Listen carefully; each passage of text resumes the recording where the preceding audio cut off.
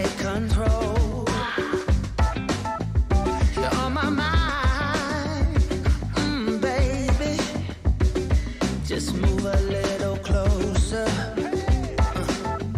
And I say, oh, it's a night we'll both remember. Oh, sweet surrender. Oh, we're moving close together. Wanna make your body mine through the night. Hot and sweet through the night.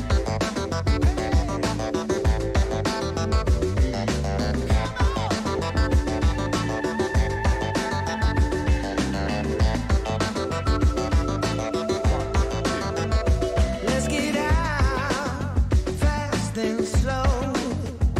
I wanna get to know you. I know a place where we can go.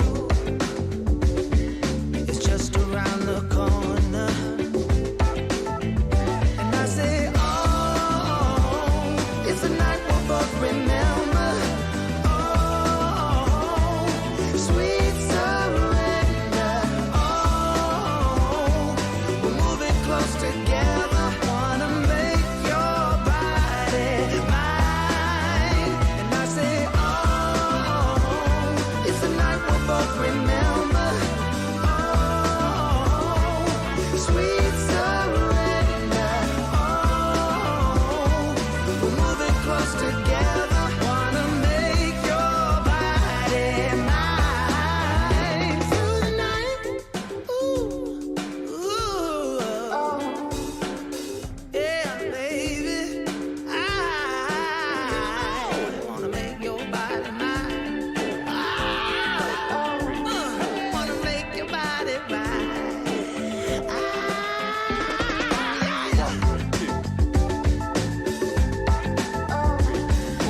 Make your body mine through the night.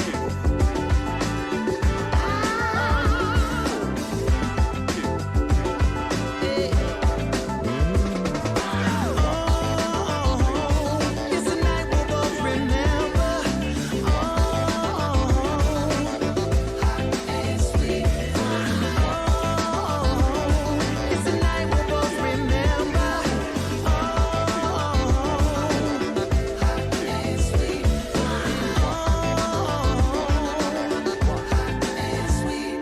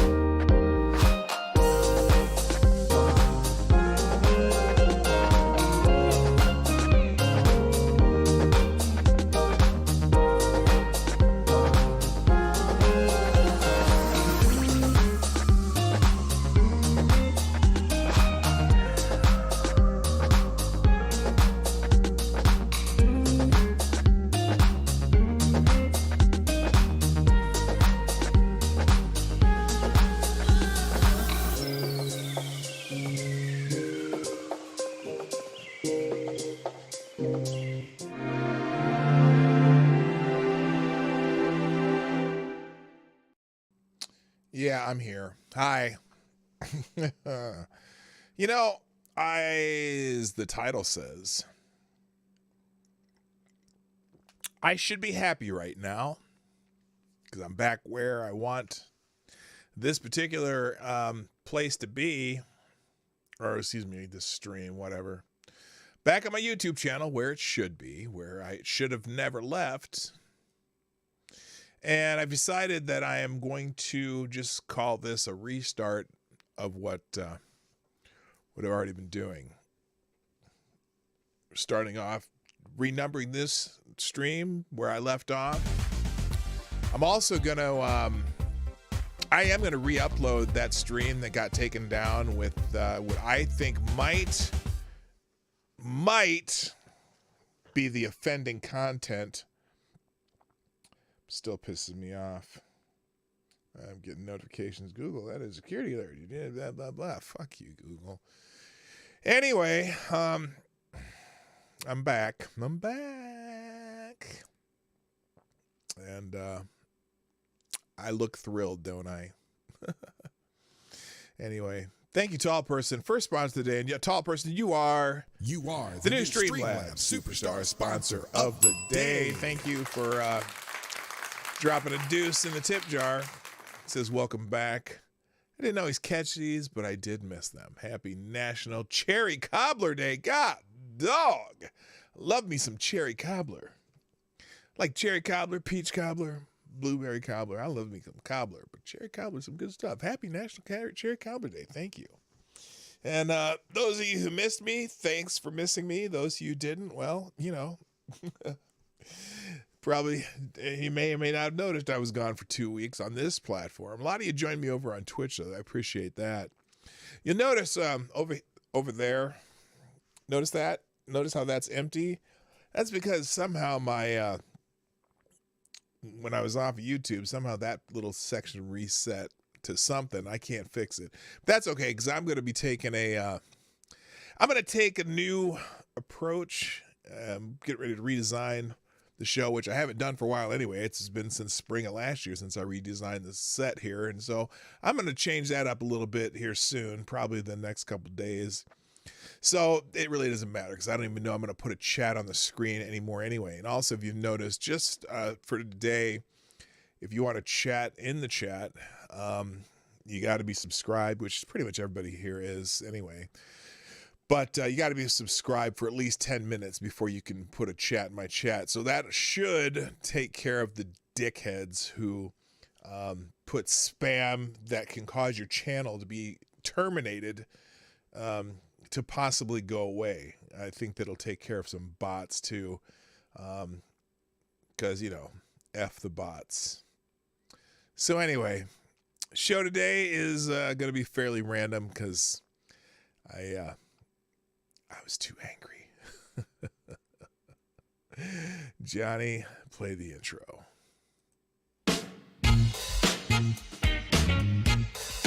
Ladies and gentlemen, coming to you live from the Lucky Dog studio in a hidden location somewhere in the upper Midwest of the United States of America, it's a brother making his own way, but with all the wrong opinions. Welcome to the Morning Night Live with your host, yours truly, P. Dawg Knight.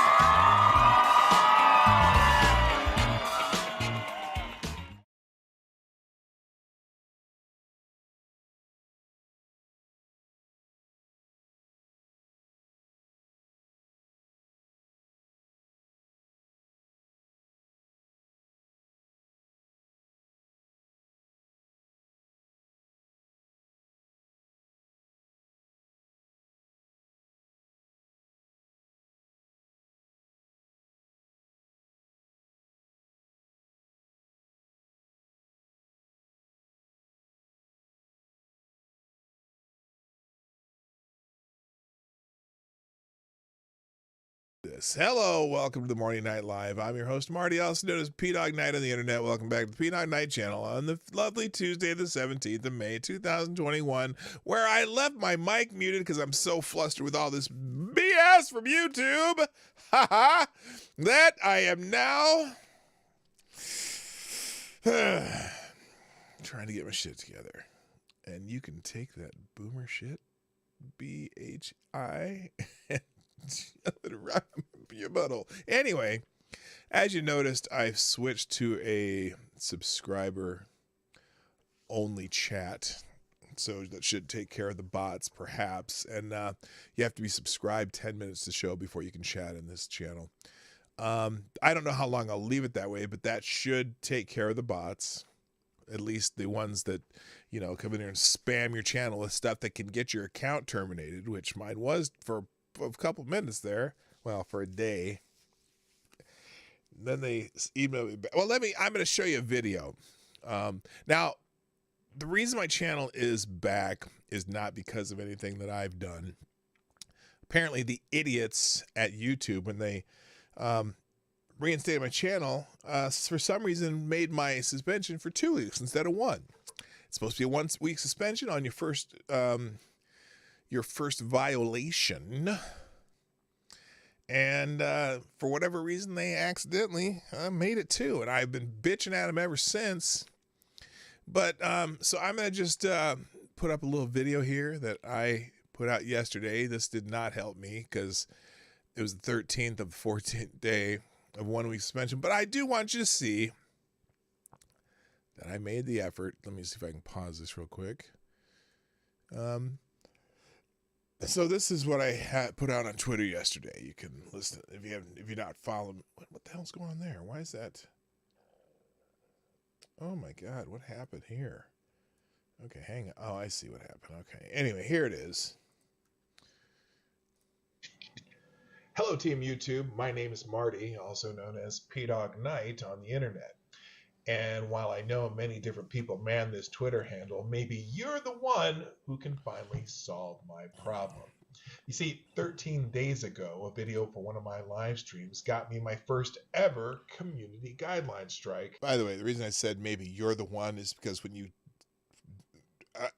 integrate or interact with Team YouTube on Twitter, you're getting probably a couple hundred different people who probably man that little handle. Oh, that's a nice stop.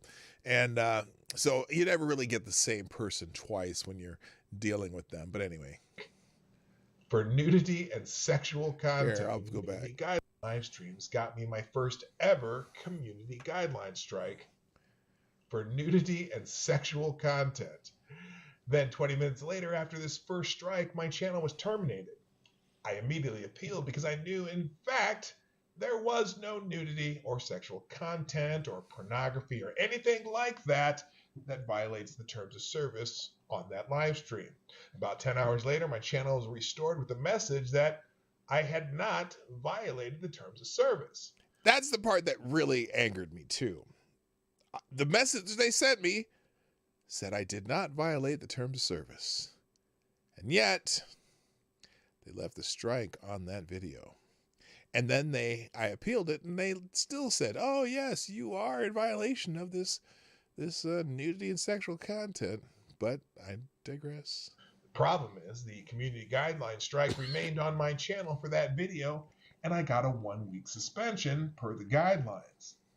That was 13 days ago for a 1 week suspension for a first ever strike.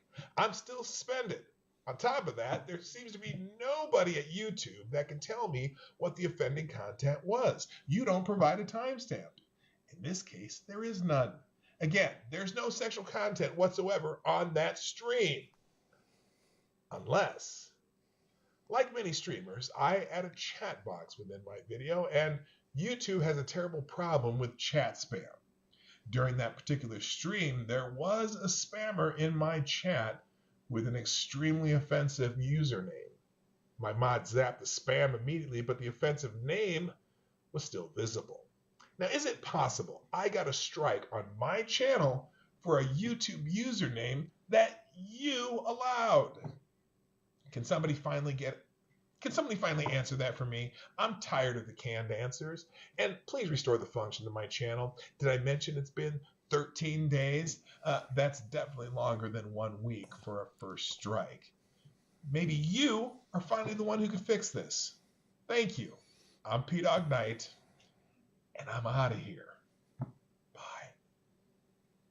All right, so anyway, that was it. And today my channel's restored. Now, the reason my channel restored, though, is because it is the end of 2 weeks. Yeah, 1 week to flatten the suspension, exactly. So, and it's not a setup. It's just there. I spent some time yesterday after I put that up, and I was going through the YouTube Twitter feed for Team YouTube, and apparently this is not something new. I noticed there was about, and I scrolled for a long time, there were probably a dozen people who were in a similar predicament where they got zapped for nudity and sexual content, but there wasn't any. Well, they say there wasn't any nudity and sexual content. I know there wasn't any on my channel, other than that stupid username that showed up on my channel, which I don't even. It's seriously, that's not sexual content though. That's just some idiot showed some shit on your channel. What? Holy shit! What? Okay. Oh, wow. Okay. Yeah, I don't care if people see the messages. So another moderator's handle. Okay, cool. Yeah. So now I have some mod tools that are I've enacted on my channel, and that's why Spudgun's chat was held there for a second. But holy shit! I just so sick of YouTube's nonsense. So, anyway, let's get into some news. Before I do that, though, I want to say good morning, everybody. First in the chat today was Somnambult Nation. Thank you for coming back. I appreciate you. You're awesome. Also, good morning, Black Hebrew Israelites. That's right. Selecta Boys. Yeah, who, boy. yeah, we missed you, Selecta Boy. I tried to get the message out that my stuff was on Twitch, or I was on Trovo for a day and Twitch, but I didn't like how the multi-stream slowed down everything on my computer. I don't know if that's a function of multi-stream or some other glitch, but anyway.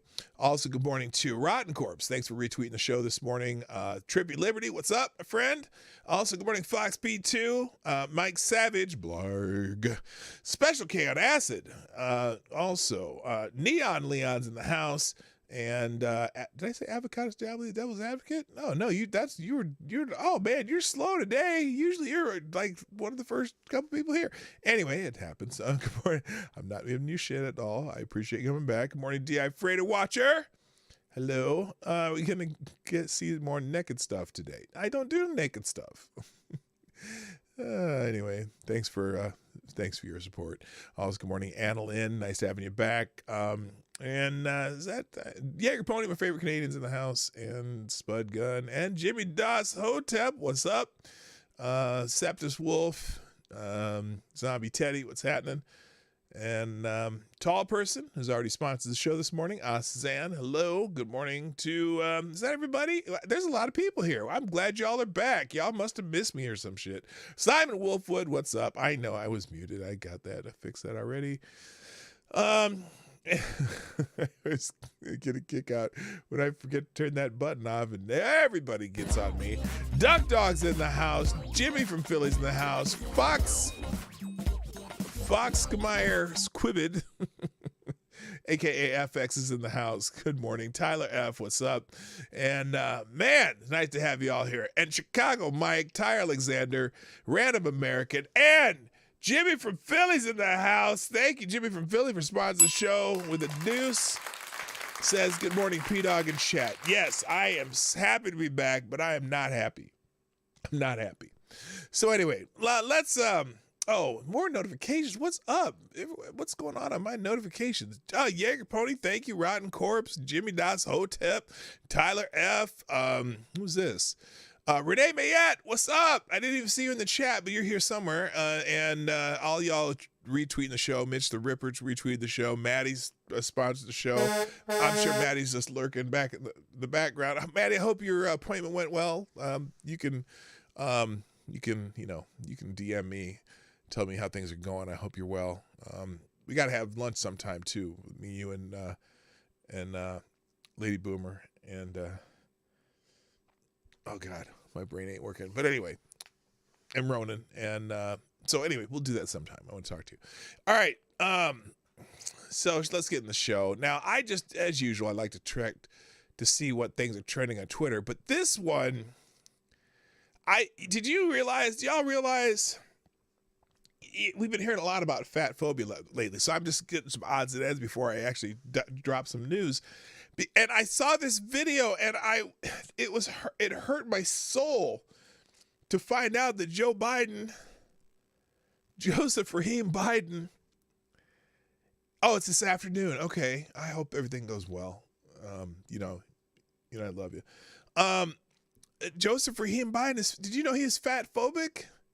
I swear to God, this is shocking. So there's this video, and I'm just gonna show it to you. It's shocking. It's sadness. It makes me sad. And this guy was making a request, and well, I'll just let you hear it. Name me one thing that Joe Biden has done for this country, bro. So he's fighting America's #1 health problem, which is obesity. What? And he did that by raising the gas prices so we could get more exercise. When he saw that we weren't getting more exercise, he raised the price of food. When he saw that people were still eating badly or poorly, he decided to go ahead and have food shortages so we could fast. And fast is not only good for our physical health, but our spiritual and mental health also. So he's fighting obesity in some extreme ways, and it's just really good for us. And he's just doing an amazing job. And I just think, let's go, Brandon, you know? Now, I have a problem. Joe Biden, if he's doing all that stuff because to fight obesity, that is fat phobic. You can't be fat phobic. Come on now. All right, so that I just thought that was a funny video. So obviously she's spoofing that. I thought that was hilarious. So it's sometimes humor works, sometimes it don't, but I thought it did. No, now wait a minute, y'all. Did you not catch the last line there, Maddie? Did you not get the last line? Wait a minute. Hold up. You missed the last line. This is very important. Listen to the end of this. And he's just doing an amazing job. And I just think, let's go, Brandon, you know? Let's go, Brandon. Anyway, I forget, you might not have seen the end by the time I did that. So anyway, I thought that was hilarious because it sounded so real, though. I swear, the first time I saw that, I'm listening to her going, okay, is this real or not? Is this real or not? And then she got to about the third thing, and I'm like, this ain't real. She's not serious. She just playing. Anyway, let's see. Also, let's see on the Twitter machine, things that are right now. Did you know there's a House subcommittee? Thank you, Raven Moon, for tweeting out the show. I appreciate you. I'm not sure if you're here, but I appreciate you. You know. Anyway, so yeah, I know she looks so honest too. Didn't she look like she was real? Okay, so did you know that there is currently on in the House of Representatives? In the House of Representatives right now, there a United States House subcommittee. Just wait. They are currently having a hearing. Right now, it's live. Right now, United States Government House of Representatives Subcommittee is holding a public hearing on unexplained aerial sightings. Yes, there's a subcommittee in the House talking about UFOs. Now, I'm not necessarily making fun of this. I kind of am, but I'm not, because, you know, sometimes we want to know what's happening up there in the sky. We see some weird shit up there. Jimmy, I got Jimmy familiar. We see some weird stuff up there, and there's people talking. And so a subcommittee of the House Intelligence Committee, which is headed by Adam Schiff. Did I say shit? Adam Schiff is having a subcommittee hearing on unexplained aerial sightings. The subcommittee in the House Intelligence Committee will hear testimony Tuesday from 2 Pentagon officials, marking the first open congressional hearing on unidentified aerial vehicles, colloquially known as UFOs, since early 1970. The New York Times reports this comes after a June 2021 report in which identified 144 incidents of unidentified aerial phenomena, but was only able to explain one. The hearing will focus on the work of a group within the Pentagon that is following up on the national security and flight safety questions raised by the report. So, this is a live hearing. I'm sure there'll be, I'm sure it will be rebroadcast, or you can find on YouTube somewhere that they're going to have a video of this committee. Let's just go into the committee right now and see what they're talking about. Various platforms too. So the fact of emanations coming off of any platform, whether it be a UAV or another platform, could be radio frequency activity related to that entity transmitting out or something transmitting to that platform. And of course, we have a sensitivity with our airborne platforms. I have no idea what you're talking about. It's one of the reasons that we try to prevent people from using their cell phones on airplanes and things like that. It's They're talking about RF emanations. So that's radio a frequency part of what we'll be issues looking at being the Ames used. Dawg. What is this? Is this something that we can collect on, and can we start to characterize the Okay, signaling it's boring environment already. So, around but the emanations that may be coming off of tomorrow. some of these I UAVs? hope that I'll have some news that energy about then, that. Shut up. That Shut was up. recorded Shut up. could be either. Shut up, Adam Schiff. I don't want to hear your voice because you're a dumbass. Anyway, I don't know. That's kind of cool though. All right, so that's that. Let's see what else is happening real quick, and then we'll get into some news. Oh my God, I Stand with Amber Heard is trending. Oh no, what is this? What is this? Hold up. Let's see. Or is it trending, or is it just on the? Or was just on my screen? Unidentified aerial phenomena is trending #1 right now. That's wild. That is wild. What else here? Vanity Fair, Love Eternal, News, all hearings. Where's this I Stand with Amber Heard? Because yesterday, apparently, is anyone following that? I'm not following it closely. I watched a couple of videos about it this morning, so I just can't watch that trial. But apparently she had a very challenging experience on the witness stand yesterday. So there's some people up here saying, I stand with Amber Heard. In fact, here, let's go on. I'm going to show you where I'm at here. So Maureen Callahan gets it right. Why are there so few feminist voices standing up for Heard? Oh, God. Oh, God. There's an article in the New York Post for her? That bitch lying her ass off. Are anyone watching this shit? Oh my God, why is the media on her side? Let's see here. Let's look at here. Literally, here's a laugh out loud moment. Here's an example. Like I said, I haven't been following this closely at all.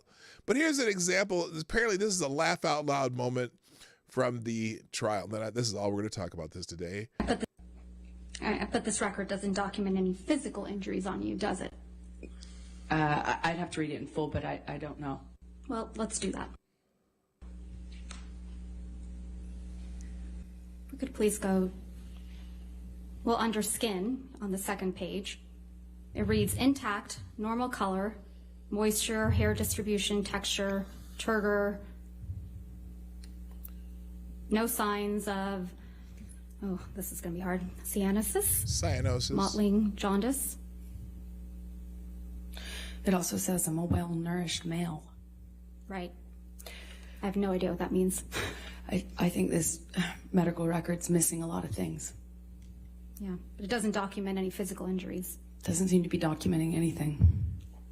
But this record doesn't document any physical injuries. Wait a minute. Remember, now, if you're not sure what they're talking about there, so apparently Amber Heard was talking about things that Johnny Depp did to her and all the injuries she had and blah, blah, blah. And so she's,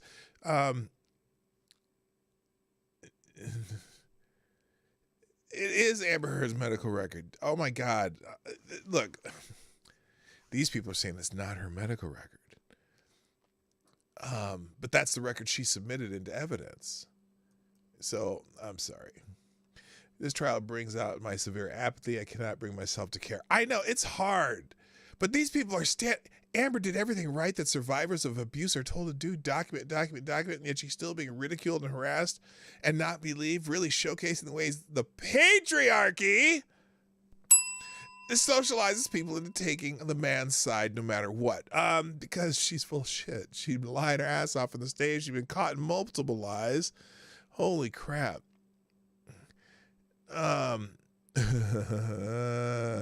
What's this one? Let's just I'm gonna do one more. I wasn't going to, but it's funny. This shit's funny, and I have to look at it.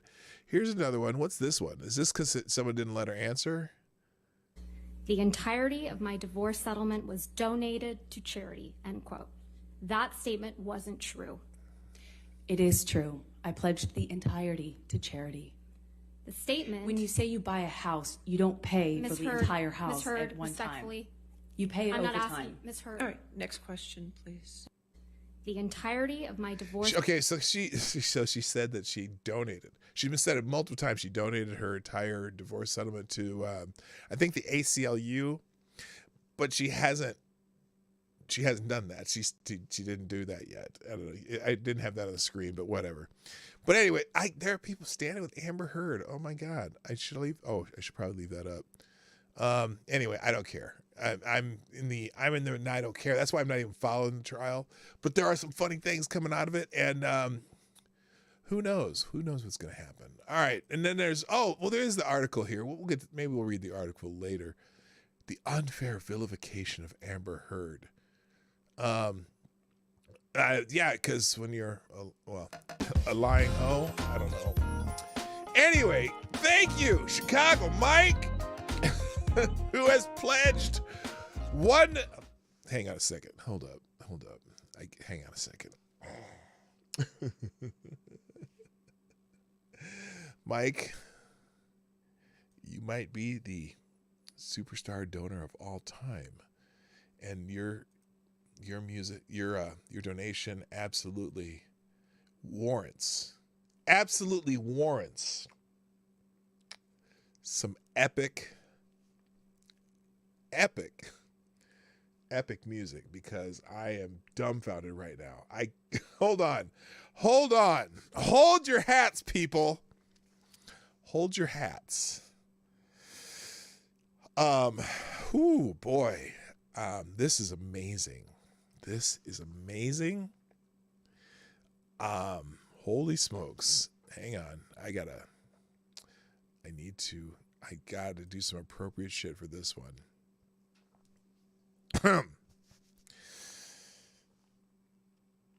Whew. I can't even. Oh, Chicago Mike.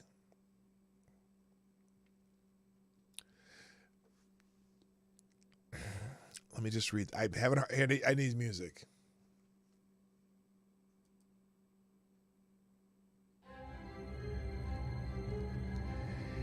Chicago Mike says, I am pledging $1 million. But I'm donating $556 for now. Okay. That is awesome! Awesome, Mike! Chicago Mike, you are the new Streamlabs Superstar Sponsor of the Day. Thank you, sir. You are awesome. Yes. That is fantastic. Oh, wait. Let's stop the epic music. Hold on. All right, we'll stop that. Anyway, thank you, Chicago Mike. You are awesome. And you are the Streamlabs Superstar Sponsor of the Day. Bam. Bam! There you go. You're the new leader of the day. All right. All right. Enough with that nonsense. Let's see. Mavericks. Oh my God. Apparently Dallas Maverick owner Mark Cuban and Lil Wayne are having a little spat on Twitter. Not that I care. Oh, people recognize International Day against. Did you know? I did not know this. Here's a new one. This is one I have not heard of. Did you know that it is International Day against homophobia, biphobia, and transphobia?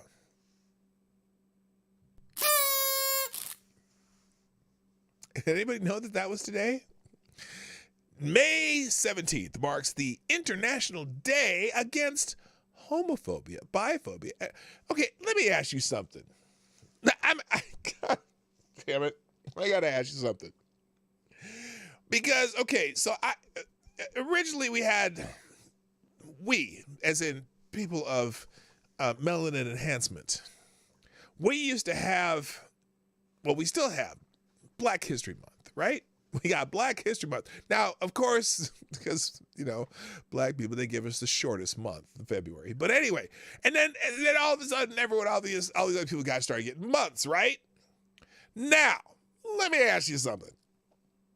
We know that June somehow became LGBTQ, fucking Pride, whatever. It used to be Pride Day sometime in June, and then they changed it to Pride Week, and now Pride has an entire month, and that's the month of June, right? So why do they have International Day Against Homophobia, Biphobia, and Transphobia in May? This is some mission creep, if you ask me. Number two, another question.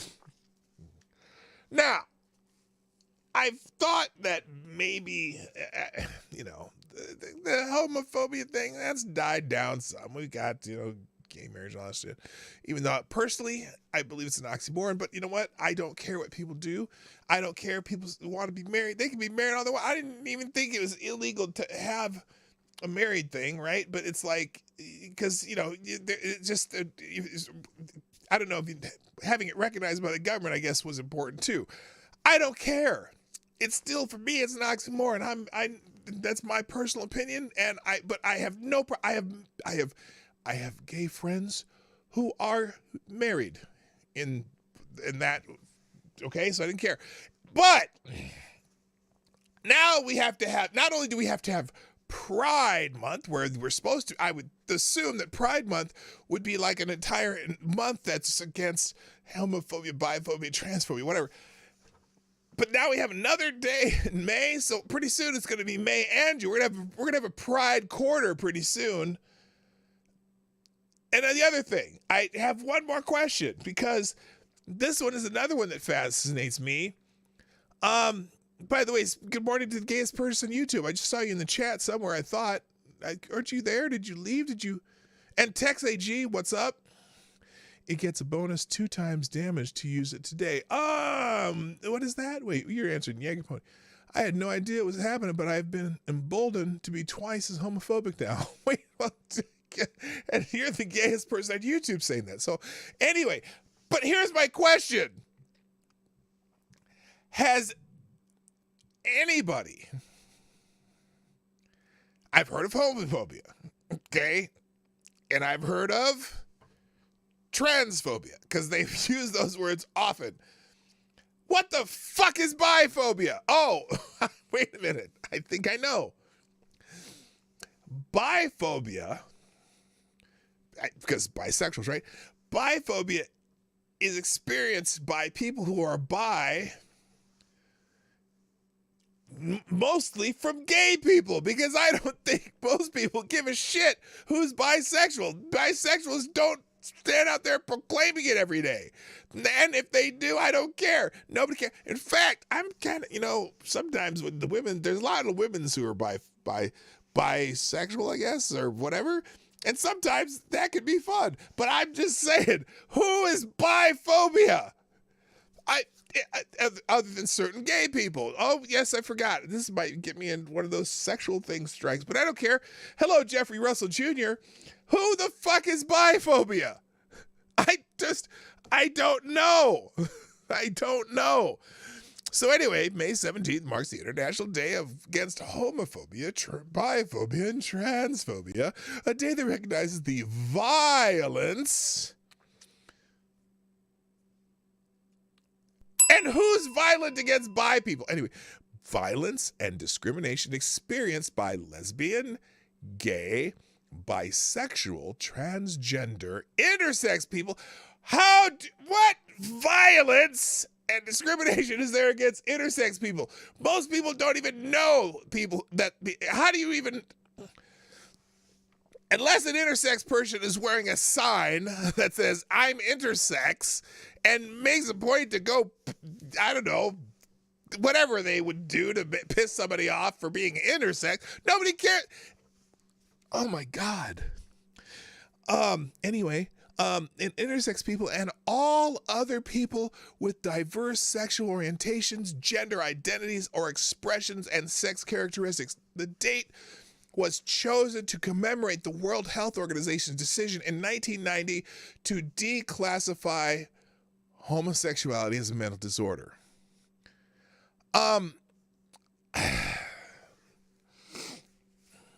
Okay.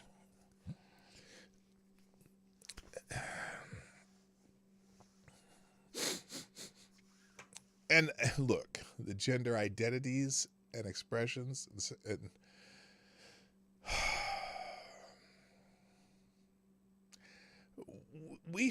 I think I showed you that video. Wait, see, this was when I was not on YouTube.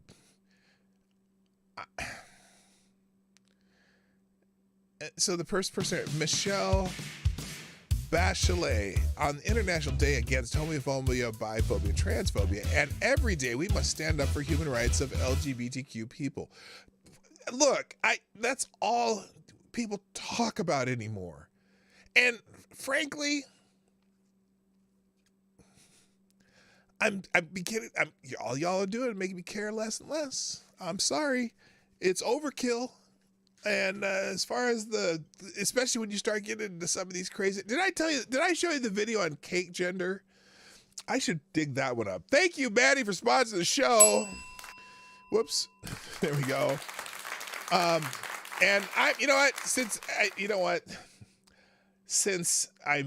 let's just do all epic music today. We're going all epic. Let's find something. Oh wait, wow, is that? Oh, I need longer. Hang on a second. No, I need more longer duration. Let's go up to a minute long. See if there's some better ones. All right. Epic music for Maddie here. Here we go.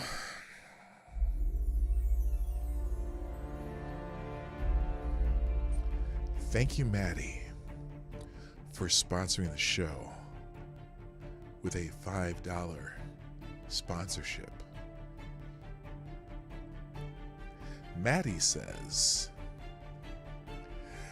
being facetious here, does anyone notice how National Day Against Biphobia, Homophobia, and Transphobia is in the Mental Health Awareness Month? Yes, Maddie. I have noticed. Thank you, Maddie, for sponsoring the show. You are awesome. Okay, I got to remember to hit the pause because it just automatically goes into the next one. Anyway, thank you, Maddie, for sponsoring the show, and that was epic. I'm just saying, it was fan-freaking-tastic. Okay, should I actually get into some news, or should I just goof around the rest of the day? I'm in that kind of a mood. Anyway, so yeah, happy International Day Against Homophobia, Biphobia, and Transphobia. Don't be homophobic, transphobic, or biphobic. Biphobic. Oh, those nasty biphobic people around there just hunting down the bisexuals left and right. Usually, it's usually the gay and trans people who hate the biphobic people. That's funny because there's not necessarily, it's LGBTQ plus and all that whatever extra letters they keep adding to it, QIA, 2S and whatnot. But there's a lot of dissension among the ranks of those people. A lot of those people don't like each other. Like a lot of the lesbians don't like a lot of the trans people. Nobody likes the bisexuals because they just can't pick a side. And the gays and the gays and lesbians kind of get along, but they kind of don't. And there's a whole lot of shit going on between all those groups. But boy, when it's time to have an international day, they throw the flags out there and it's time to party. Anyway, thank you, Ty Alexander, for sponsoring the show. Let me find some. Oh, this is let's see. Oh, this is actually an epic. Tyra, thanks for the small bullet in the tip jar. Let me find. This is definitely. Let's go epic hopeful for this one because and it's acoustic. So there you go. Here we go. Tyra Alexander, thank you for the small bullet in the tip jar. Tyra says, So, tomorrow's show will be on Twitch, right? I am pretty sure the YouTube content reviewers are sharpening their claws. So you are getting a month ban for this one. FTG for all. Thank you, Tyre, for those inspiring words on International Anti-Homophobia, Transphobia, and whatever else they wrote up there. Month, but biphobia. It's just weird. It's just weird. Stop the music! Stop the music! Thank you. Are we having fun yet? God, let's see. Oh, the Reverend Jackson has written an editorial in the Chicago Sun-Times saying we can't let hate and lies win. That's ironic coming from the Reverend Jackson. We might read that one, though. We might read that one today. I'm going to put that. It's going to be in the links. And guess what? Guess where the links are going to be today? The links are going to be in the description of the show after the show's over. As you know, everything we do, it goes in the links. And so anyway, they're going to milk Buffalo to the hilt. And it seems that the other things, all the other shootings that happened over the weekend are not going to get any play. That poor, the Taiwanese people up in Los Angeles that got shot up by the Chinese guy. Oh no, we can't talk about that because it didn't have the right demographics to really care. But we're gonna hear a lot about Buffalo. And look, I'm not saying we shouldn't hear about Buffalo. I think we should. I think again, a large, heavy electrical current for the dickhead who did that. I almost call him a gentleman, but he's no gentleman. He's a dickhead who did that shooting. Hey, I'm all for it. Bring back the death penalty in the state of New York for this asshole. But the political milking of it is what the parts that I have trouble with. So anyway, is there anything else I want to talk about on Twitter? Is while I'm being silly here. Let's see. Okay. In fact, let's see if there's any breaking news. Do you need to know? Oh, now this is weird. Oh, this is interesting. So Kimberly Klasick says she's used to be a candidate. This is an interesting statistic. I don't know if it's relevant, but said, did you know that black people had a better chance of surviving the racial riots from 1917 to 1923, also known as Red Summer, than in the average summer in Baltimore City from 2015 to 2020? Red Summer, 6 years, 1,000. Wait a minute. She didn't. 1,222 killed. Baltimore last 6 years, 2,003 people killed. Numbers don't lie. Interesting stat, but well, I don't know. All right. Let's get into it. Hello. Oh, hey, legit Lone Knocker. It's great to see you too in the chat. Thanks for coming back. I appreciate you, brother. All right. Can I do some news now? I should probably do some news. I'm going to put this article, though. The two articles that I just mentioned, which I may not even read today, but I'm going to put them in the tabs in the chat anyway. One of them is this one, the unfair vilification of Amber Heard. Good God. And then the other one by Reverend Jackson from the Chicago Sun-Times. We can't let hate and lies win. We may or may not get to those, but I just want to let you know I'm putting them in there anyway. Let's talk about... let's get caught up on what's that? Where's that war in Ukraine? Okay, in Ukraine. Now here's an interesting. I was going to do just the war update, but this is interesting. In a reversal, Western leaders are starting to fret over potential Ukraine victory over Russia. Now that's interesting. Is this like poking the bear? That's kind of yeah, they are the bear. Good morning, Data Wasteland, by the way. So, hey, wait, what? Hey, P-Dog, did you like your cartoon self? I'm not sure what that means. Okay, I'm not. You have to explain that one to me. Anyway, this is an article in the Daily Caller I found interesting. Western officials are reportedly growing worried that Ukraine may win the war against Russia. That's an interesting plot twist. Hi, Miadi or Mel, how you doing, Melly D? I almost called you M-A-I Lily. Hello, Millie D. That's pissed off Shih Tzu and Lord Stanhope. I'm good to see y'all coming back. I am happy. Anyway, so Jens Stoltenberg, the North Atlantic Treaty Association Secretary General, highlighted Sunday that Ukraine can win this war, a comment that coincides with Finland and Sweden's push to join the alliance. This growing sentiment is sparking concern among Western European leaders who previously worried about Ukraine's destruction, according to Politico. While world leaders have noted that a ceasefire is up to Ukraine, they've recently begun highlighting its importance more fervently, Politico reported. French President Emmanuel Macron noted recently that a humiliation of Russia could cause issues such as the destabilization of Russia. This, according to Politico, is a key concern as it could ultimately make Russia more, not less, more unpredictable. Oh, I'll have to check that out, Dad Wasteland. Okay. Make Russia more unpredictable. We are not at war with Russia, Macron highlighted May 9th to the European Parliament. Wow, that's an interesting statement because the EU, at least the EU countries, have been sending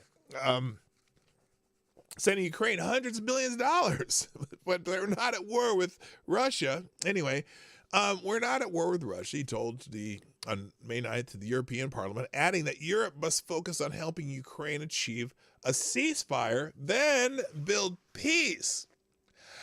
Oh, I get it. They're worried that instead of a ceasefire and peace, that Ukraine's just going to just fuck Russia up. I don't think that's happening, but anyway. Similarly, German Chancellor Olaf Scholz, following a phone call with Russian President Vladimir Putin, noted that talk of a ceasefire was a key focus of the conversation. Quote, there must be a ceasefire in #Ukraine. Why? Oh, I see, because he put this in his tweet. Here it is. 3 points for my long phone call with Putin today. There must be a ceasefire in Ukraine as quickly as possible. The claim that Nazis are in power there is false. And I also reminded him about Russia's responsibility for the global food situation. Interesting. No, and they're not in charge, but they have a certain section of the country. Hello, Brent Hayes. Yes, I am back. Meanwhile, Italian Prime Minister Mario Draghi. Is it kind of like Drago? Did he fight Rocky? Anyway, Mario Draghi met May 10th with President Joe Biden. I wonder if Joe Biden remembers that. Anyway, the two leaders spoke in part about Russia's invasion of Ukraine. According to a White House readout after the meeting, Draghi also highlighted the idea of building peace. And I'm all for peace. Anyway.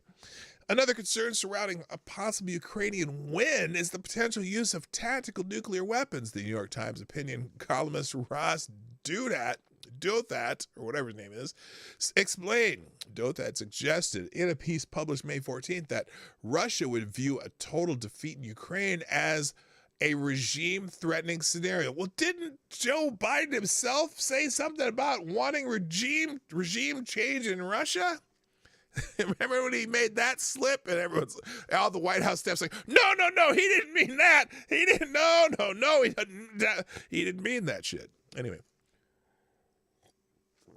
He continued, we know that Russian military doctrine envisions using tactical nuclear weapons defensively to turn the tide in a losing war, Douthat wrote. We should assume that Putin and his circle regard total defeat in Ukraine as a regime-threatening scenario. Combine those realities with the world where the Russians are suddenly being routed, their territorial gains evaporating, and you have the most nuclear-shadowed military situation since our naval blockade of Cuba in 1962. Okay. I have more questions. Yes, I just went Joe Biden on you.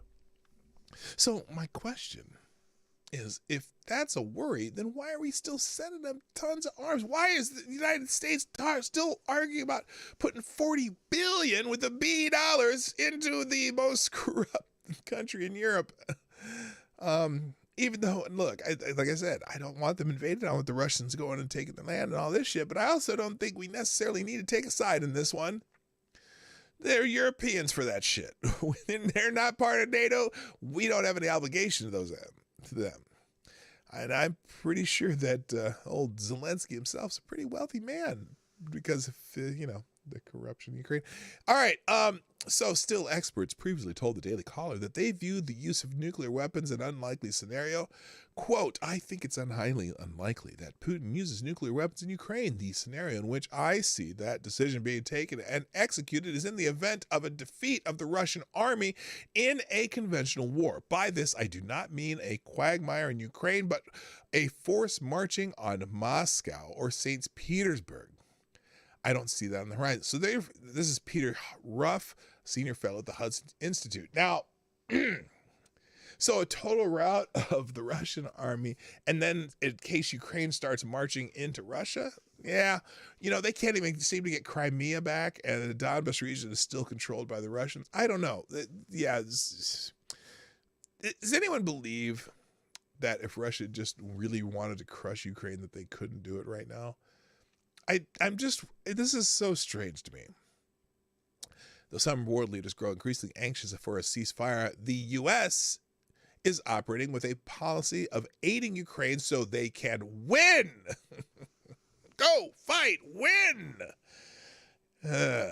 Quote, we have the mindset that we want to help them win, Defense Secretary Lloyd Austin said after a visit to Ukraine in April. So so that's what this is our proxy war. Yay. We want to see Russia weakened to the degree that it can't do the kinds of things that it has done in invading Ukraine. The rhetoric is backed up by the administration's continued push to provide Ukraine with more weapons and security aid. What's more, Ukrainian President Volodymyr Zelensky seems unwilling to negotiate at this point in the fight. Quote, we want the Russian army to leave our land. We aren't on Russian soil, Zelensky declared Thursday, according to Politico. We won't help Putin save face by paying with our territory. That would be unjust. So, I mean, I don't have a problem with that statement. But for whatever reason, we've decided that it's our business to give them another $40 billion. And, I don't like the baby formula argument because they're kind of separate things. But I do like the argument that why are we sending them $40 billion when we got plenty of shit we could be doing with $40 billion here at home? You bitch about Elon Musk buying Twitter with $40 billion. But you said $40 billion. You want to send another $40 billion to Ukraine. We've already sent them about $23 billion. And so that would be $63 billion. You know what $63 billion is? It's the entire budget of the United States Army.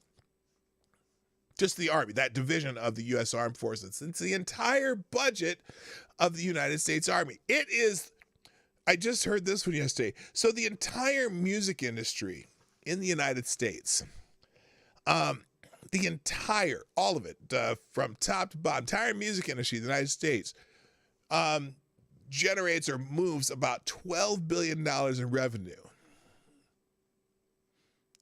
They're sending between 3 and 4 times the entire music industry over to Ukraine. Now they don't even need it. Guess what? Did you hear that the Ukrainian? Are y'all familiar with what's that called? Eurovision. It's like that music contest, and all the countries throw an act into this big old production, and they have what do you call it? they have a contest, a music. It's like American Idol, but every country in Europe has a contestant in it, right? And shockingly, the winner of this year's Eurovision was the band from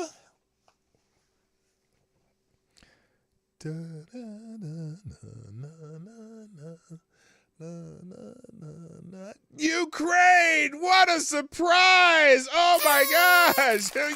Congratulations, Ukraine, for winning Eurovision. A lot of the acts in Eurovision are whack anyway. But anyway, Midget Circus Maine. That's a new name, and you must have subscribed for at least 10 minutes because you are able to chat. Welcome to the show. The illegal immigrant holding facilities have a lot of taxpayer paid for baby formula that Americans need. Now, yes, I agree. And look, I don't. Here's my problem with the baby formula down in the border, right? The problem is not that we're feeding the children that we are helping and holding whatever in custody. We send a baby formula down the border. It's probably not. Look, the baby formula that we're sending to the border isn't going to change the baby formula shortage in the United States. However, the problem with that is they shouldn't fucking be here. I'm sorry. We have that crazy idea that we're just gonna let them all come on. It's like I said, it's like not Bob Barker, but with the announcer for The Price is Right. When Joe Biden got in the office, he was like the announcer at The Price is Right, where he just said, "Come on down," and there they are. They're just coming on over across. Good morning, Canada Hotep. What's up? That's not what I meant. What was I gonna do? Cannon Hotep is in the chat. Welcome, my friend. Welcome.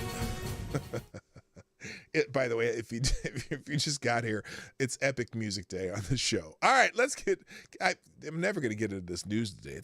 I've been here an hour and I haven't really said any significant news other than when the House Committee is holding a hearing on UFOs. That's fantastic. I love it. All right. So let's talk. So that was one story in Ukraine. Oh, I did do the one story in Ukraine. I got another story in Ukraine though, but it's not about Ukraine. It's more about the coverage of Ukraine. And there's a couple things I gotta just laugh because, I'll just let you do it. Israel won 2 years ago, and the last time I checked, Israel isn't in the EU. Well, it's not okay. So, and also it's not necessarily just Europe, even though it's called Eurovision, because there are a lot of Middle East countries that have access in Eurovision too. And I'm not sure if they're opening it up to a lot of different countries, because there's countries in the Middle East, there's countries in Europe and the Middle East. Anyway, all right, that was our first story on Ukraine. Western officials are worried about them winning, but this is another interesting thing about the coverage of Ukraine, because you know how I like to say that this is much a propaganda war as it is a whatever that's going on over there. But both sides are masters of propaganda. But also some of our news agencies are masters of propaganda. Well, masters is, that's generous. Apparently Reuters, this story cracks me up. The crack professional journalists at Reuters have tweeted out an image of Ukrainian soldiers wielding paint guns in a story about the current war between Ukraine and Russia. Paint guns. Ukraine says it has repelled a Russian incursion in the Sumy region, reads the tweet, which is accompanied by an image in which the soldiers are clearly wielding paintball guns and wearing paintball masks. So I've got a feeling these might not be Ukrainian soldiers. It might be, but there's the tweet. Ukraine has repelled a Russian incursion in the Sumy region with paintball guns. My God, these guys must be crack shots. They must have just hit them like right on their eyes and masks and just blinded them and then went over and punched them in the nuts. Anyway, the linked article featured a different image, which is captioned, "Members of the Territorial Defense Force attend a training simulation for raiding a building occupied by enemy forces as they prepare for a new assault amid Russia's invasion of Ukraine at an abandoned building in Sumy, Ukraine, April 15, 2022. Picture taken on April 15, 2022. Reuters, Zhora Bezbrabra, whoever."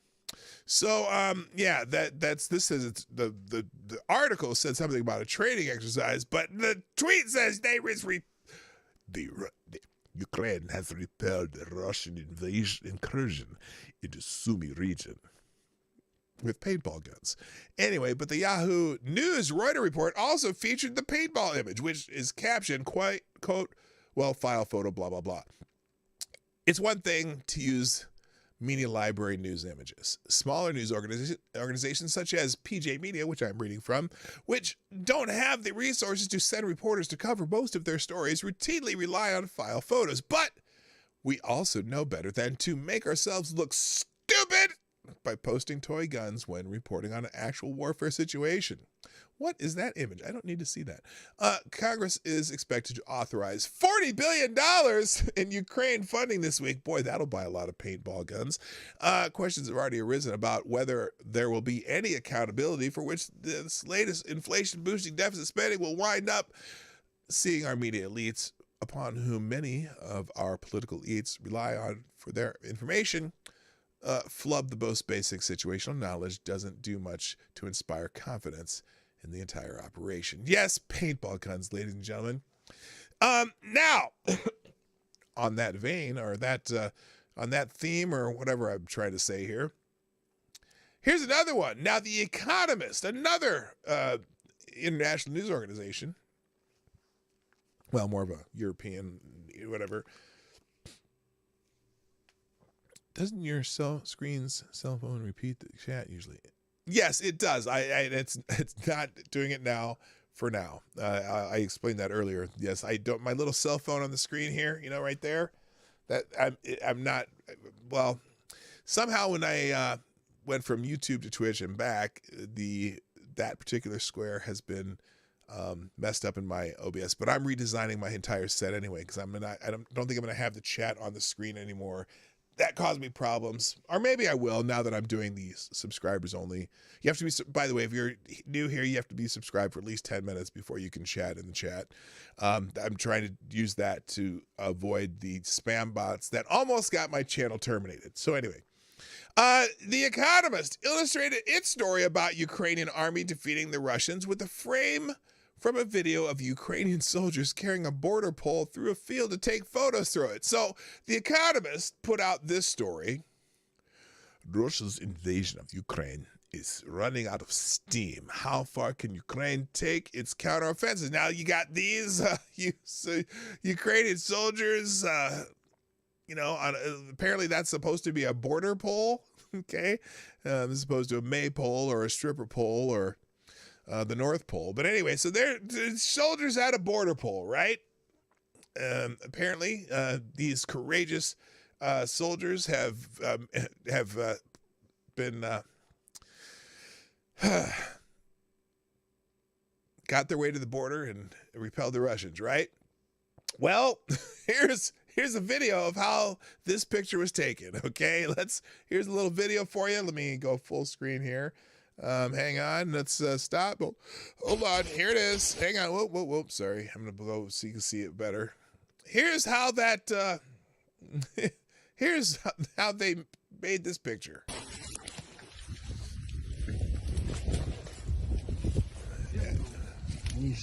So what is that? What is that they're carrying there? That kind of looks like a border pole. But why are they carrying it? Well, they're walking through some forest and trees and shit.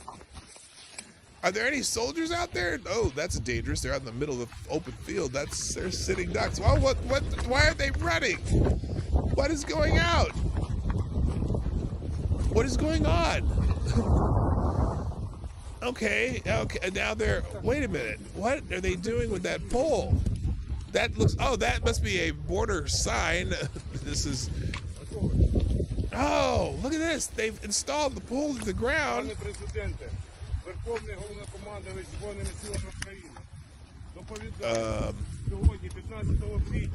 So what the hell?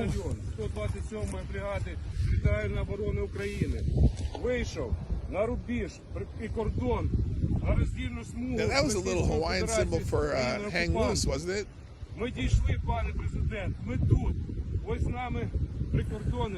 Everyone look for the picture. Everyone look for the picture.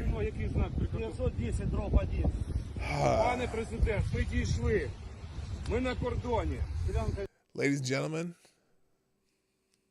that is what your $40 billion is going for. Oh my God.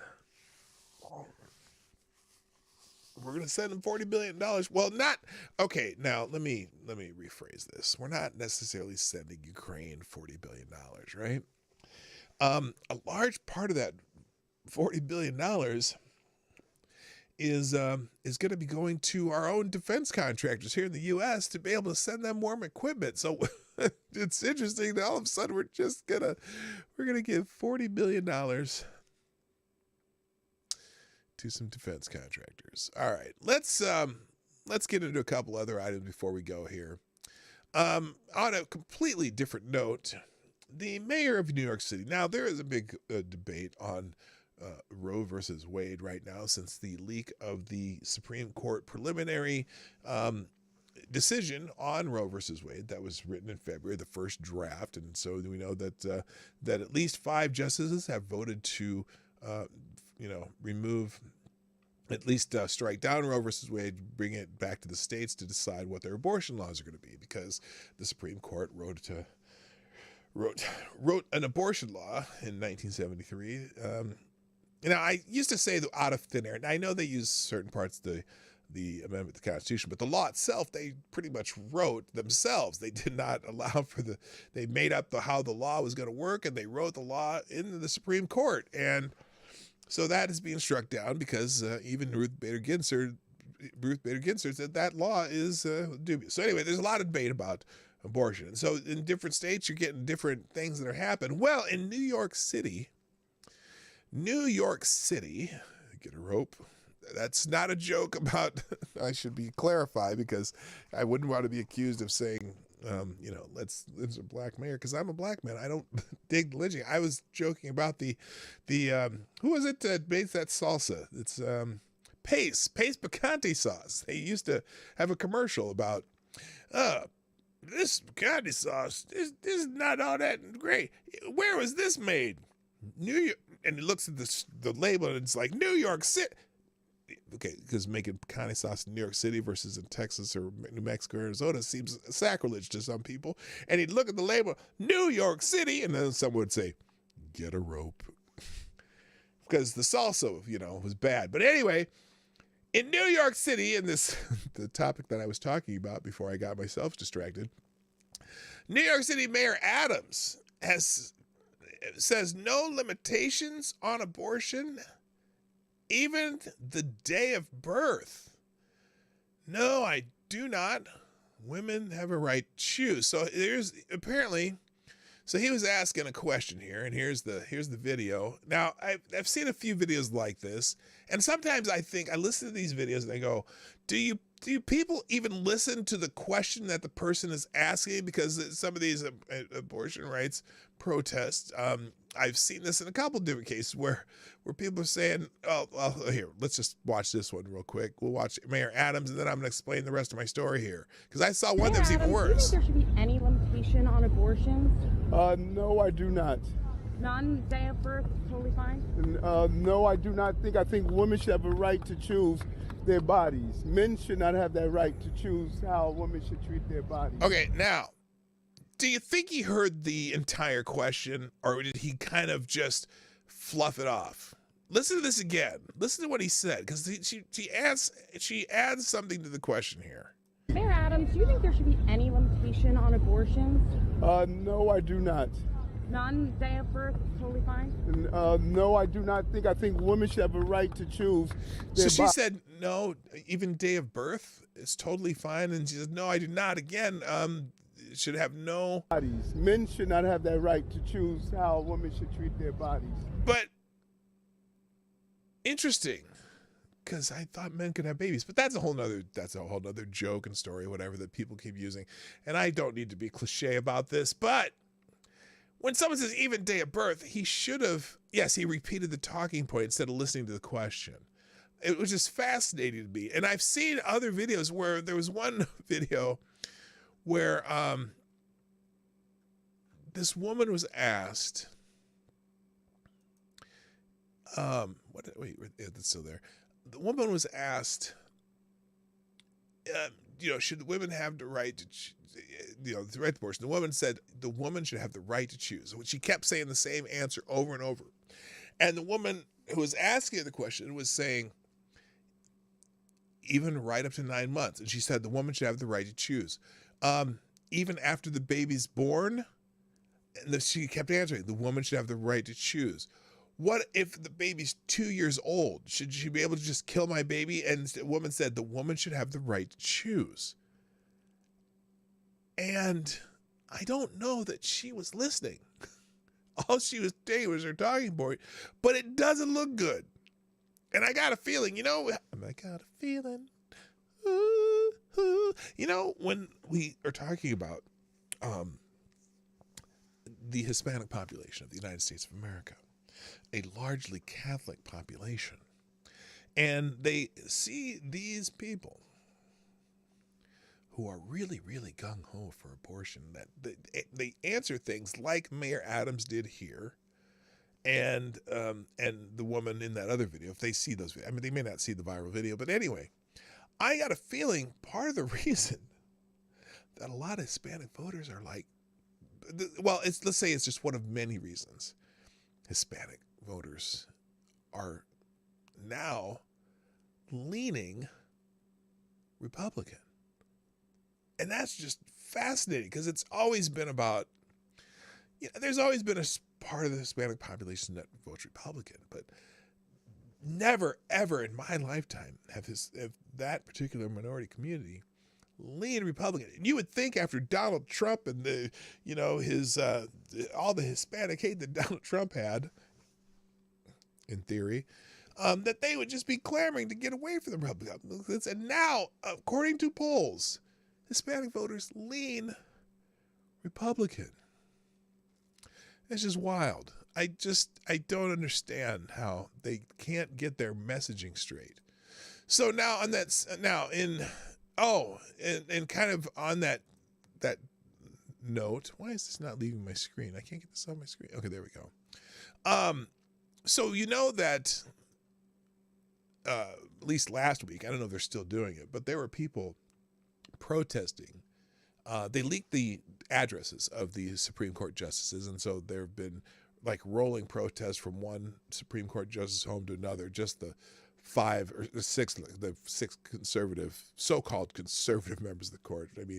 Roberts and Kavanaugh, I wouldn't say they're conservative. I'd just say I think they're more centrist than anything.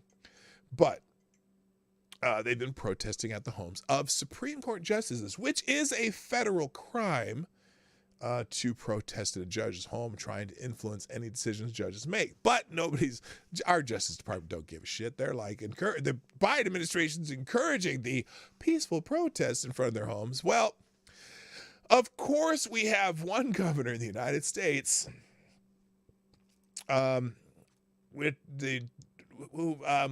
puts the lime in the coconuts. He's got the coconuts, all right. Of course, it's Governor Ron DeSantis, who signed a law making it illegal to protest out someone's home in Florida. Now, this is interesting because this is another one of those things that DeSantis does or the Floridas do that it tiptoes the line, so to speak. But here it is. Florida Governor Ron DeSantis signed legislation Monday making it a crime to picket or protest outside an individual's home. DeSantis signed Florida Bill 1571 into law Monday. The law bans protests outside a person's home. Under the law enforcement officers must first issue a warning to protesters to disperse, but if they do not, officers can arrest them. Violations of the law will be prosecuted and punished as second-degree misdemeanors. The law will go into effect October 1st. Sending unruly mobs to private residences, like we have seen with angry crowds in front of the homes of Supreme Court justices, is inappropriate, DeSantis said in a statement Tuesday. This bill will provide protection to those living in residential communities, and I am glad to sign it into law. In the preamble to the law, Florida's legislature states that the state has a significant interest in protecting the tranquility and privacy of the home and protecting citizens from the detrimental effect of targeted picketing. The text of the law reads. Now, there is one element of this where I think to myself, does the First Amendment apply to this? And you know, Avocado Stabber, he says if that is challenged, it will never stand up. Maybe. Remember that the First Amendment, inappropriate, that's difficult. Yeah. The First Amendment says you have the right to petition or protest your government. Now, I could see, well, I don't know. This is a tough one. Anyway, it reads, it is unlawful to picket, or for a person to picket or protest before or about the dwelling of any person with the intent to harass or disturb that person in his or her dwelling. And further, the text of the law describes the procedure for law enforcement officers to follow when enforcing violations. Before a person may be arrested for a violation of this section, a law enforcement officer or local or state or federal or military law enforcement agency must go as near to the person as may be done with safety and shall command any person picketing or protesting before or about the dwelling of a person to immediately end and peaceably disperse. If any such person does not thereupon immediately and peacefully disperse, he or she may be arrested for a violation of this section. The Florida law is in direct response to a recent string of protests by pro-abortion activists at the homes of Supreme Court justices in response to a leaked draft opinion of the case of Dobbs versus Jackson. And then it goes into a list of those things. It's interesting. Let's see. First Amendment does not include incitement, but is that protesting in front of a house necessarily incitement? Now, in a good point, Avocado Stabber, only if you actually go onto private property would that work. So long as it is public property, like the street, you would be fine. Well, sidewalks are considered an easement, private or public property. The street, maybe not. There's laws about standing in the street. But it is an interesting, it's an interesting test. It's going to be an interesting test of that law if anyone decides to challenge it. And like I said, or like you said, private property may be the problem. And you say it's already covered by trespass. But private versus public property, interesting thing. All right, a couple more, and then we're going to get out of here. One, this Liz Cheney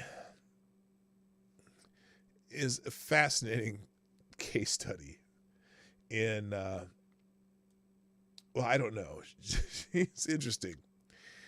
Apparently, she now believes, and I think we saw this. I don't know if you saw this, if I said something about this yesterday or not, but this will be recorded and it'll be on YouTube. So if I said it yesterday, I'm going to say it again. Liz Cheney says that the House leadership, the House GOP leadership has enabled white nationalism, white supremacy, and anti-Semitism.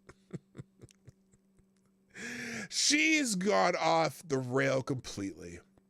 I got to tell you, with Republicans like Representative Liz Cheney, who needs Democrats. On Monday morning, Cheney sounded like Nancy Pelosi as she tweeted a prime Democratic talking point, quote, "The House GOP leadership has enabled white nationalism, white supremacy, and anti-Semitism. History has taught us that what begins with words ends in far worse. GOP leaders must renounce and reject these views and hold those who hold them." Now, I'm not particularly curious who she was referring to. Well, it says in the article right here, she was referring to the fact that Representative Elise Stefanik, Republican of New York, who replaced her as chair of the House Republican Conference, has criticized Democratic Democrat plans to grant amnesty to 11 million illegal immigrants. Cheney is picking up on the leftist talking point that this means that Stefanik believes in the so-called, great replacement theory. The idea that there is a systematic plan to replace white Americans with non-white immigrants. Since the mass shooter in Buffalo, New York, who identified as a white supremacist, just murdered 10 people, this must mean that Stefanik endorses white supremacy and likely mass murder to boot. Got it? So she does that tweet. So it's a new low for even Cheney, as well as her fellow Republican Democrat Representative Adam Kinzinger, who tweeted Saturday, quote, "Did you know Elise Stefanik pushes white replacement theory?" Yeah, see, so what they're doing is they're equating immigration policies and the idea that, Democrats want all these dubious status immigrants coming into the country, and they're equating that with white replacement theory. Now, it's funny because if you listen to a lot of people on the left, it's not like they never said that. What the hell was that? Did my screen blink? Hang on a second. I gotta see the screen here. Did the screen blink for y'all? Because it sure blinked for me. Anyway, so good old Liz Cheney and Adam Kinzinger they must just run as Democrats. I'm telling you, they really should. It's crazy. I'd love to see someone in Congress be like, "Is this bitch retarded?" Yeah, she's retarded. Anyway, the number 3 in the House GOP, Liz Cheney, got removed for demanding truth. GOP leaders should be. This is Adam Kinzinger. Did you know Liz Stefanik pushes white replacement theory? The number 3 in the House GOP, Liz Cheney, got removed for demanding truth. GOP leader should be asked about this. Stefanik blasted for despicable Facebook ad pushing replacement theory. Kinzinger linked to his September 2021 Newsweek article with that title, which acknowledged 7 paragraphs down that the whole thing was a smear. It was a smear campaign, for Stefanik had actually said nothing whatsoever about white replacement. It was apparently another one of the dog whistles that the Democrats are so fond of finding. Newsweek quoted an editorial from Stefanik's hometown newspaper admitting that Miss Stefanik isn't so brazen to use these slogans themselves, while claiming that she coaches the hate and alarmist and anti-immigrant rhetoric that has become standard fare for the party of Donald Trump. Donald Trump. There we go.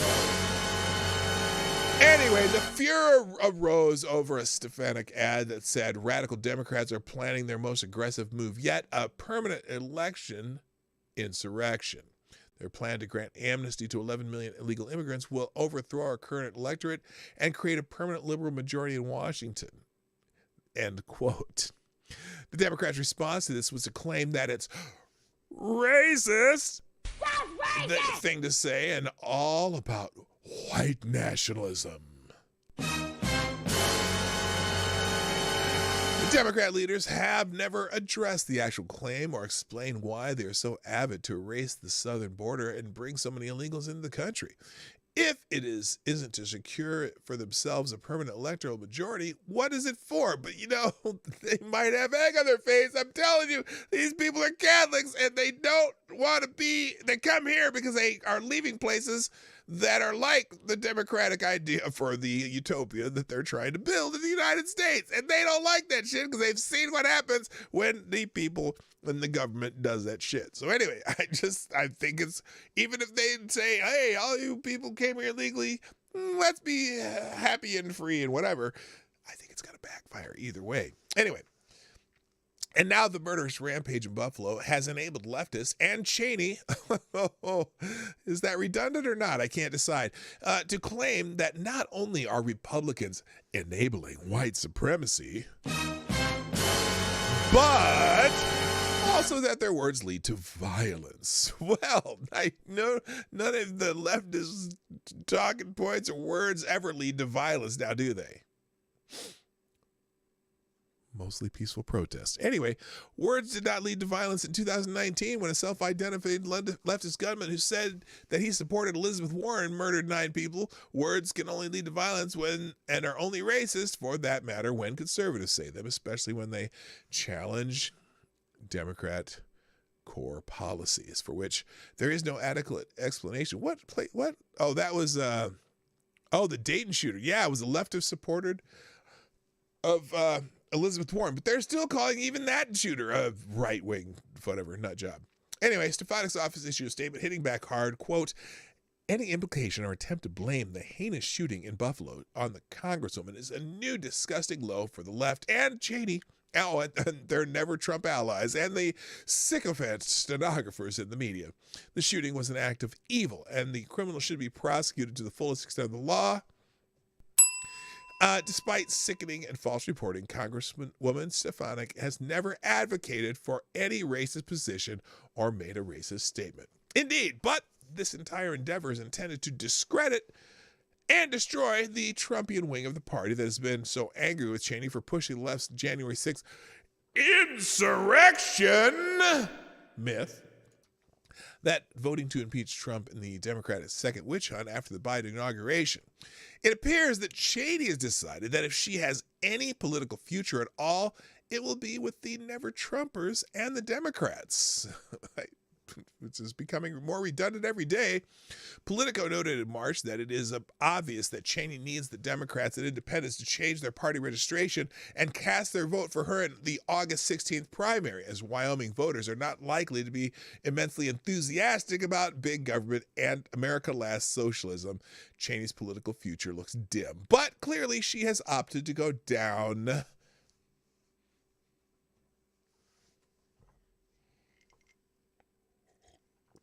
Excuse me, I just thought I'd leave that hanging there. Down with her sinking ship. Okay, that's it. Oh, my. Anyway, so like I said, in fact, I can prepare this right now, can't I? I will do, let's see. Do I need that here? I don't know. Real quick, let me just check the notifications here, see whatever else I need to thank. Thank you, Somnable Nation, Jimmy Das Hotep. Tyler F., Renee Mayette, and Ron Carps. Thanks you all for retweeting the show. Also Raven Moon and Rich the Ripper and Maddie and Tall Person and Somnable Nation. Everyone who tweeted out the show today. Remember, now that I'm back on YouTube, the articles and nonsense that I went through today is all going to be in a single link in the description down there. I'm doing that during the outro, so if you want to check that out, hang out just for a few more minutes, and it'll be updated then. Or you can find it on the Discord server, on the Dawg Knight Discord server, which is so graciously administered by Gunfox61. Also, please, if you're watching a replay, put a comment in the comment section, because I have a comment section and get affected. I have a replay again. Tazzy, I'm back, motherfucker. Yeah! Tazzy's my other friend from down under, and all of you who have been so patiently waiting for my return, thank you. I cannot thank you enough for sticking around and coming back. Hey, hell, let's get, I gotta get back to this thing where Project 10,000 subscribers before my 1,000th episode, which is sometime late in the year this year. It's time to blow my channel up, because I have been suspended. I've hit that benchmark that YouTubers like me eventually hit at some point of being suspended for nudity and sexual content, and I'm gonna wear that like a fucking badge of honor, even though there's no nudity or sexual content on my channel ever. By the way, did I mention that these motherfuckers have been basically scouring my channel? I've been getting little copyright claims on videos and all these things. I've been getting more notices from YouTube in these last 2 weeks, because they're just basically going through my channel with a fine-tooth comb now, trying to find every little violation. One of them was some music I used in my 63rd, no, not even 63rd. Oh yeah, something from my 63rd episode of this show. I'm in episode 822. I got a little music or a clip claim, whatever, from my episode 63. And thankfully it's just a copyright claim where they claim any revenue from that stream, which was so long ago. I know no one's watching my backlog like that. But anyway, do me a favor, put a comment in the comment section if you're watching a replay. Share the stream before, during, after. Thanks to the people who've watched the show. Hit the like button before you go. And thank you for our sponsors today. Tall Person, Jimmy from Philly, Chicago Mike, Maddie, and Tyre Alexander. You are awesome. And Chicago Mike, you are the Streamlabs Superstar sponsor of the day. If you want to sponsor the show, you can do it at pdognight.live, Venmo, Cash App, and YouTube Super Chats. All that information is in the description down below. Ladies and gentlemen, it's time for me to leave. But I'll be back tomorrow, hopefully on YouTube, as long as they don't see this stream. I am Dawg Knight. I'll update the link in a second. And I'm out of here. Bye-bye.